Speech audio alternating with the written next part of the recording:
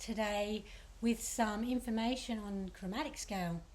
I'm going to deliver 2 simple exercises to get you started on the chromatic scale, and they're pretty easy exercises, but over the years they've really helped me to get speed and dexterity over the whole horn with my chromaticism.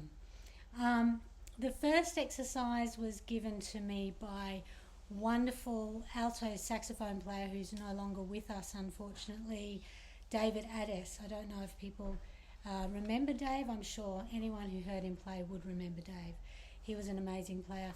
And when I was just starting out at uni, I went to a masterclass that he was running with, I think Jojo Smith was on that masterclass as well. It was a great masterclass. And I asked him about one of the best ways to practice chromatic scale, because previously I'd just been told to play up from a note to its octave, like say from G up to octave G, like this.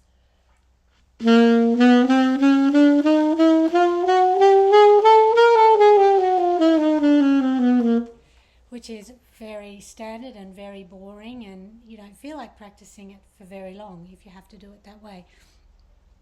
Anyway, he said, well, really, there is only one chromatic scale. There aren't 12 because it's a system of intervals of semitones. So it's really one key center that fits all.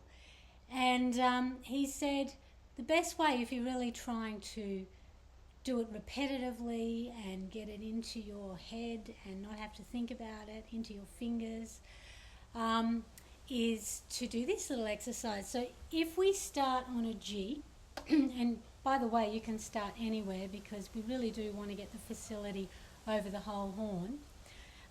But for now, to begin with this exercise, let's start on a G.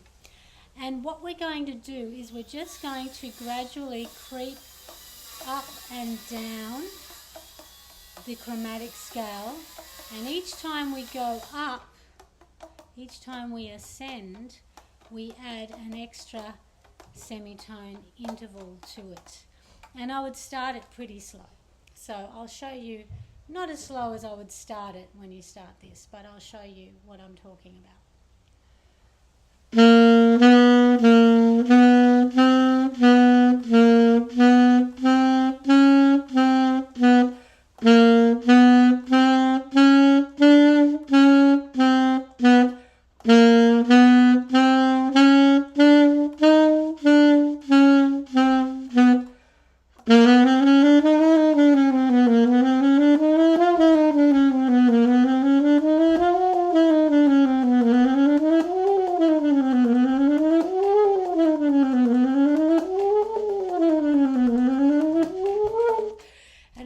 So I got to the octave above, but I think that if you've got the time, you want to start this in the lowest area of the saxophone and try and get it up to the highest note that you can play.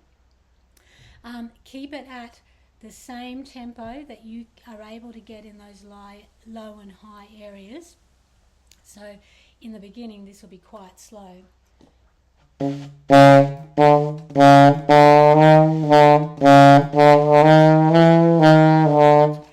so on.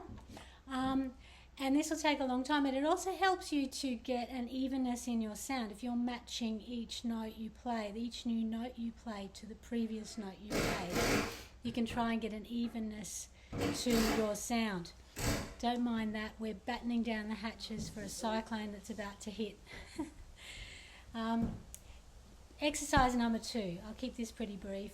This is a fun little exercise. It includes whole tones and semitones, and it was given to me by my guru of the saxophone, my most loving and adored teacher, Tony Buchanan, who I was lucky enough to have lessons with for at least 2 years. And if you ever get a chance to hear any recordings of him play or hear him play live, I would do it. He has the most beautiful sound and beautiful melodic concept to the way he plays. Anyway, this is the exercise, a very memorable exercise that he gave to me. So starting on G again, what we're going to do is just go up a whole tone to the A and then back down the semitone to the A flat. Then we're going to go up the whole tone from A flat to B flat, and then down the semitone to A, and then up a whole tone to B, down a semitone to B flat, etc., etc., and we go back the other way.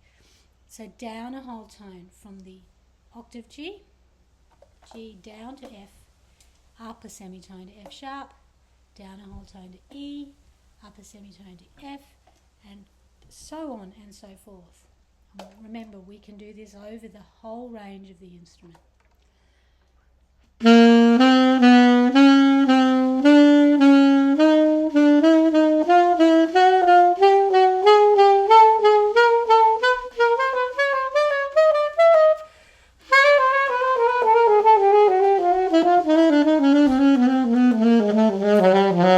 And so on. So have fun with those two exercises. I use them still in my practice routine, and I learnt them over 30 years ago. So get into it. They're great little exercises. Make sure you do them over the whole range. Okay, I'm going to stay at home today. I'm not going to go surfing. Those waves are ferocious. See you and stay safe.